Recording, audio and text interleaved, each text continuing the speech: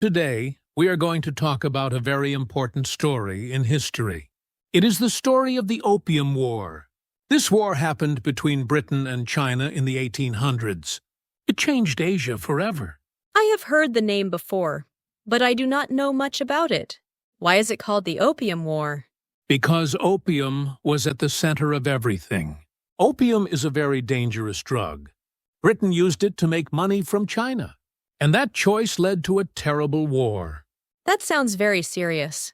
It was. This is a story about trade, power, and the fall of one of the greatest empires in the world. Let us begin. So how did the war start? Was it just about drugs? It started with tea. The British people loved tea from China. They bought so much of it. But China did not want to buy many things from Britain. So Britain had to pay China with silver. That sounds like a big problem for Britain. Yes, a very big problem. Britain was losing a lot of silver every year. The government was worried. They needed to find a way to stop this. So what did they do? They found something that Chinese people would buy. Opium. Britain grew opium in India. Then they secretly sent it to China. But opium is a drug. Was that not illegal?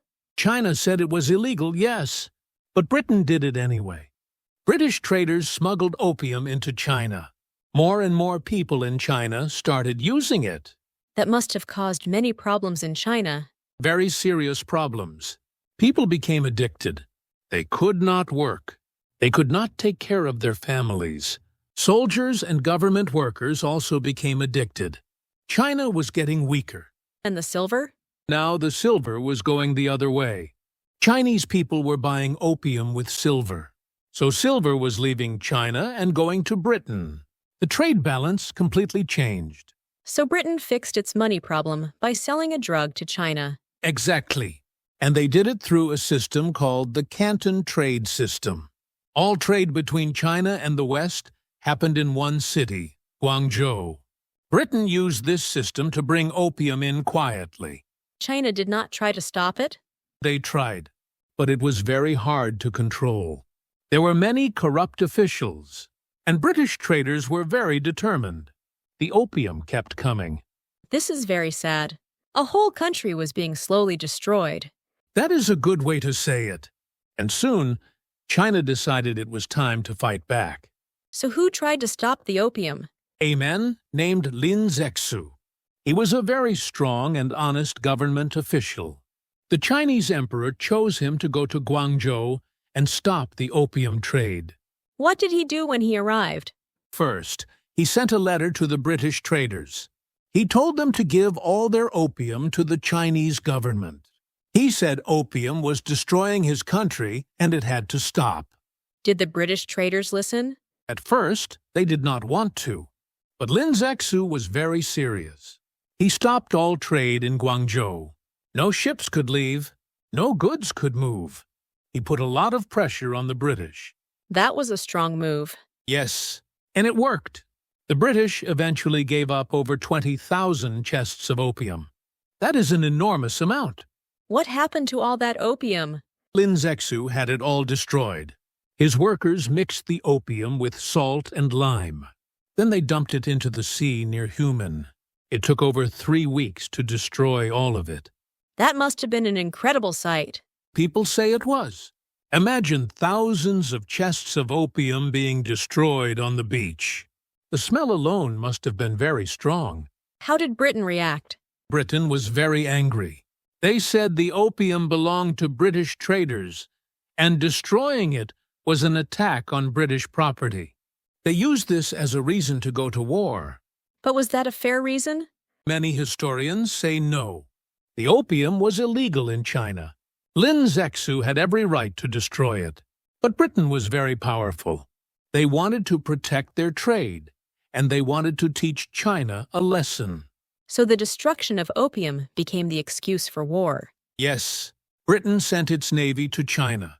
And what happened next was very one-sided. Why one-sided? Because the two sides were not equal at all. Britain had modern weapons. China did not. We will talk about that next. So let us talk about the war itself. When Britain sent its navy to China, What did that look like? I imagine it was very frightening for China. It was. Britain had something China had never seen before: steam-powered ships made of iron. These ships did not need wind to move. They could go anywhere, anytime. China only had traditional wooden ships, right? Yes, Chinese ships at that time were called junks. They were wooden sailing ships. They had been used for hundreds of years. But against British steamships, they had no chance. What made the British ships so powerful? Many things. First, the steam engine. The ships could move even when there was no wind. They could go up rivers where sailing ships could not easily go. Second, the cannons. British cannons were very modern. They could shoot very far and very accurately. And China could not shoot back. They tried. But Chinese cannons were old. Many of them could not reach the British ships. The British ships stayed far away and just kept firing. Chinese soldiers could not do anything. That sounds completely one-sided. It was. There is one ship that historians talk about a lot. It was called the Nemesis. It was one of the first iron steam warships ever used in battle. What did the Nemesis do? It went up shallow rivers where big ships could not go. It destroyed Chinese forts. It sank Chinese junks one after another. Chinese soldiers were shocked. They had never seen anything like it. How did the Chinese soldiers feel during these battles? Many of them were very brave. They did not run away. But bravery alone could not stop modern weapons. Some soldiers tied themselves to their cannons because they did not want to give up. But the result was always the same. It was not really a fair fight at all. No, it was not. And it was not just one battle. Britain attacked many places along the Chinese coast: Guangzhou, Ningbo, Shanghai.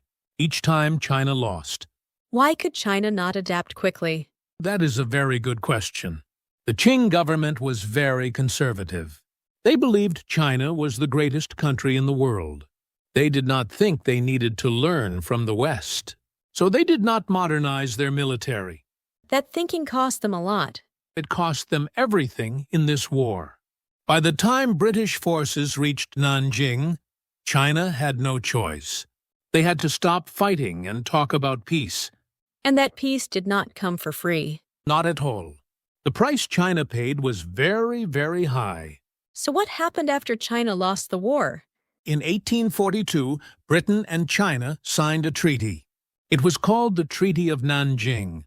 It was the first of what Chinese people call the unequal treaties. Why do they call it unequal? Because it was not fair. China got almost nothing. Britain got almost everything. China had no real choice. They signed because they had lost the war. What did Britain take from China? Several very important things. First, money. China had to pay Britain a huge amount of silver. It was around 21 million silver dollars. That was an enormous sum at that time. That is a lot of money. What else? Britain also demanded that China open 5 port cities to British trade. Before the war, Britain could only trade in Guangzhou. After the treaty, they could trade in 5 cities, including Shanghai. That changed a lot of things. It changed everything. And there was one more thing, a very big thing. China had to give Hong Kong to Britain. Hong Kong. So that is how Britain got Hong Kong. Yes, the island of Hong Kong was handed over to Britain. It became a British colony, and it stayed that way for over 150 years, until 1997. What about the law? I heard there were legal changes too. Yes, this is very important. The treaty gave Britain something called extraterritoriality. This means that if a British person broke Chinese law in China, China could not punish them. Only British courts could judge British people. So British people were above Chinese law inside China? Exactly. Imagine a foreign person coming to your country, and your government has no power over them. That was very humiliating for China. And other countries saw what Britain got. Yes, that is the most important point. After Britain got all these things, other countries like France and the United States came to China and asked for the same. China was too weak to say no. So one treaty opened the door for many more. Exactly. And each new treaty took away more of China's power. China was slowly losing control of its own country. What did Chinese people think of all this? They were deeply ashamed and angry. For hundreds of years, China believed it was the center of the world, the greatest empire. And now, a country from far away had defeated them and was telling them what to do. It must have been a very painful moment in history. It was, and that pain did not go away quickly. It changed China for the next 100 years, and we will talk about that in our next part. So after the Treaty of Nanjing, what happened to China? China entered a very dark period. The Opium War opened the door, and many other problems came through that door, one after another. What kind of problem? First, more Western countries came. France, the United States, Russia. They all wanted what Britain got, and China was too weak to refuse them. So China signed more and more unequal treaties. So China kept losing more power. Yes, and at the same time, China had very serious problems inside the country. The government was weak. Many people were very poor. And the opium problem was still there. Millions of people were still addicted. It sounds like everything was falling apart at the same time. It was. And then a massive rebellion started. It was called the Taiping Rebellion.